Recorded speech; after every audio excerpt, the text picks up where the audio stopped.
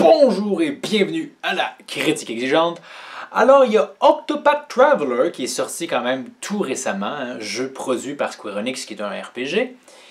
Et ici, au magnifique pays qu'est le Québec, il coûtait 90$, c'est-à-dire le prix normal, le plein prix pour un jeu de AAA.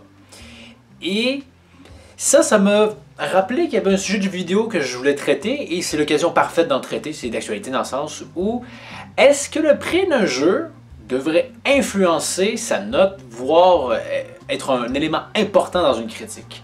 Parce qu'on s'entend qu'Octopath Traveler, on ne parle pas de sa qualité, là, hein?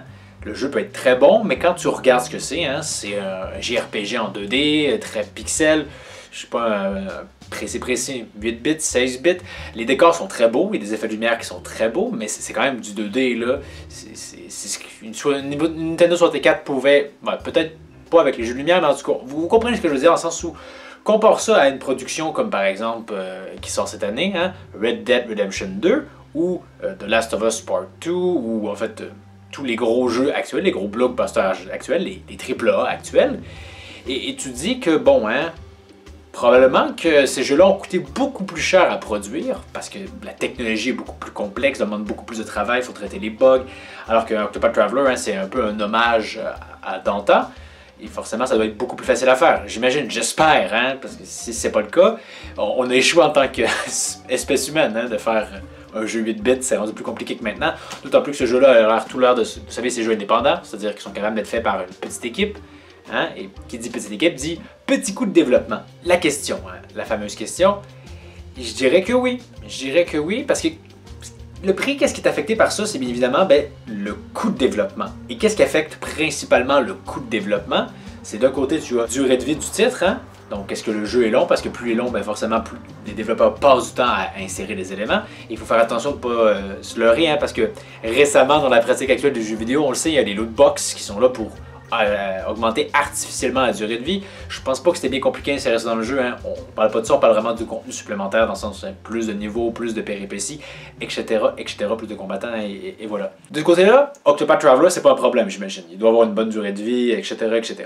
C'est plus de l'autre côté, hein, dans le sens où plus tu utilises un hardware, des moteurs graphiques récents, plus ça demande du travail de toujours produire des graphismes de plus en plus beaux. Tandis qu'Octopath, justement, vu sa simplicité, et encore une fois, c'est très beau, hein. Simple n'égale pas mauvais. Simple égale simplement plus facile à produire. Hein? C'est sûr qu'il y a une vision artistique derrière ça, mais également une vision artistique derrière des jeux comme Breath of the Wild, par exemple, que très beau, très artistique, mais qui a quand même demandé plus de ressources que ce jeu-là. Et pourtant, les deux sont au même prix. Donc, est-ce que dans un test, ça devrait être présent, cette mention-là? Je dirais que oui. Parce que le jeu vidéo, hein, c'est un ordre de consommation, au même titre si on veut que le cinéma. Bon, il y a l'aspect musique en plus, là, mais au cinéma, peu importe le budget, tu paies le même prix. Hein, dépendamment de ta journée, là, mais bon, que ce soit un film indépendant qui a eu un budget de 5 000$ versus un blockbuster de 250 millions, tu paies quand même le même prix. Pour le jeu vidéo, c'est pas le cas. Hein, c'est quelque chose que des fois les éditeurs font, justement, c'est décider quel prix est le mieux pour permettre de mieux vendre la chose.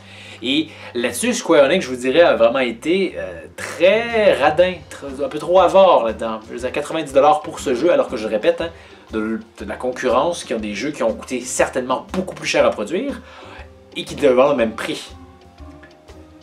En plus, quand tu regardes aussi, encore une fois, concurrence aussi, tu as par exemple Hollow Knight, hein, qui est un jeu dans la même veine, c'est un jeu 2D, avec une bonne direction artistique, qui doit avoir une durée de vie similaire, mais il coûte pas 90$. Hein. Alors, c'est quoi l'excuse? Pourquoi est-ce que Octopath Traveler coûte aussi cher que ça? Il n'y en a pas. Hein. Et c'est quelque chose qui devrait être pénalisé. Pas forcément que le jeu passerait d'un 9 à un 7 sur 10 parce que il coûte trop cher. Non, évidemment que non, parce qu'on le sait, hein, un jeu vidéo après un certain temps, pas les jeux Nintendo malheureusement, là, mais après un certain temps, les jeux baissent de prix, donc forcément ça rendra un peu le test caduc, mais il pourrait avoir une grosse notion, dire quand ce jeu-là, par exemple, 9 sur 10, mais trop cher pour l'instant. Donc on vous dit, soyez patient, attendez, parce que ça n'en vaut pas la peine à ce prix-là. Et c'est aussi une pratique saine, tout simplement, de dire à ces éditeurs, mon jeu s'est pas vendu, oui, questionne-toi, c'est quoi? Peut-être que c'était trop cher, hein? Peut-être que c'était trop cher. Et si tu fais une étude de sondage, tu te rends compte, oui, c'était trop cher. Et il y a plein d'éditeurs qui l'ont compris, ça, par exemple, le studio responsable de A Way Out, le jeu sorti récemment quand même, le jeu coûtait, si je ne me trompe pas, juste 30$ ou 40$. Hein, ils ont été conscients que c'est un prix attractif et qui fonctionne bien avec le coût de développement d'une certaine façon. Hein. S'ils le vendent à ce prix-là, c'est clair qu'ils ne sont pas déficitaires. Hein.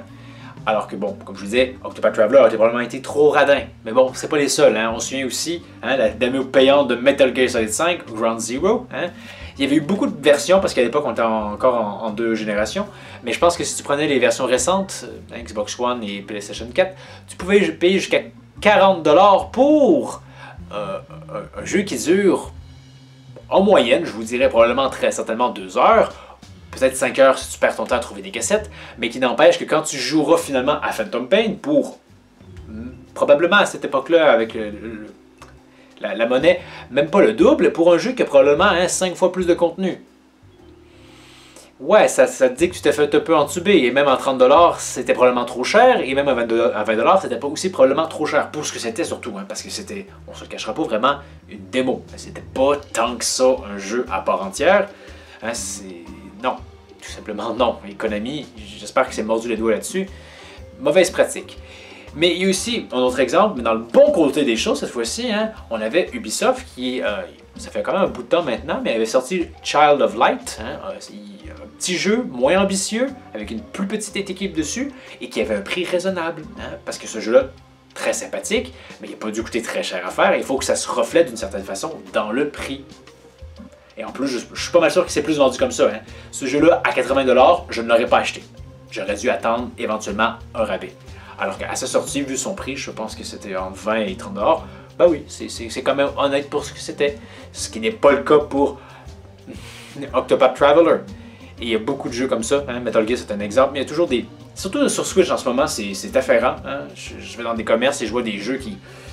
C'est des jeux indépendants. Sur Steam, là, je peux les avoir 20$, mais en boutique, on les vend 50$. C'est juste absurde. Absurde. Donc, c'est quelque chose qui, comme l'écriture contre-intuitive dans ma dernière vidéo, il faut qu'on décrit, il faut qu'on rejette ça. Hein?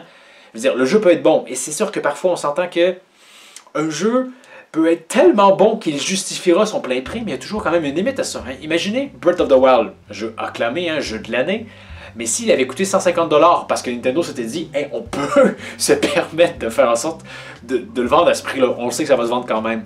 Je pense que quand même, hein, malgré que c'est un excellent jeu, ça aurait freiné beaucoup de gens. Donc oui, il y a quand même, même si l'œuvre est d'une bonne qualité, il y a quand même une barre symbolique. Hein?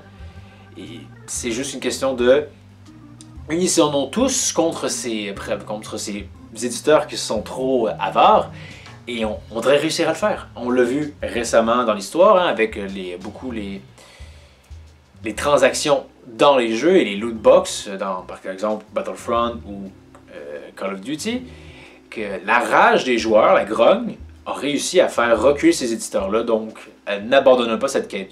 N'abandonnons pas. Hein, il faut qu'on paye un prix raisonnable pour le coût de développement. Hein. Mais encore une fois, je veux le rappeler, le jeu n'est pas moins bon parce qu'il coûte plus cher. C'est deux critères malheureusement distincts, mais qui vont quand même influencer l'achat. Hein? Parce qu'on s'entend, des jeux merdiques, peu importe le prix, non, t'as pas le plaisir à y jouer. Donc, tu sais, à moins que t'aies vraiment du temps à perdre, et même si on te le donne, si le jeu est terriblement à chier, t'as pas envie d'y jouer, là, ça va être pénible. Donc c'est quand même un critère à prendre en considération. Donc, comme je le répète, ça ne devrait pas influencer tellement la note globale, mais au moins avoir un avertissement. Et de la retenue, s'il vous plaît. Je veux dire, vous avez peut-être envie de « Ah, j'ai tellement hâte de jouer au dernier jeu, oui, mais c'est vendu trop cher. » Achète autre chose, là, ou prends une pause, quelque chose, mais attends, s'il te plaît. N'achète pas le jeu à plein prix, tu te fais entuber et t'encourages un éditeur qui vend un jeu pour le coût de développement vraiment trop cher. Donc, qu'est-ce que vous en pensez? Hein? Avez-vous parfois cédé à, justement, Octopath Traveler à plein prix? Est-ce que c'est quelque chose que vous faites souvent? Parce qu'on s'entend tous qu'on vit dans une société où on veut avoir toujours l'exclusivité plus rapidement, toujours plus.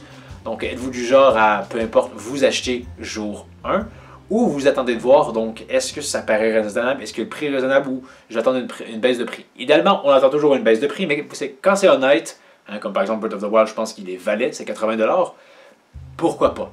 Donc, faites-moi en part dans les commentaires. Comme toujours, merci d'avoir regardé. N'hésitez pas à aimer, partager, la bonne nouvelle, mais aussi vous abonner. Et je vous dis à la prochaine pour une critique exigeante qui portera probablement sur le manga Dragon Ball Super. Parce que putain, Tayotaro, hein, tu n'essaies plus vraiment.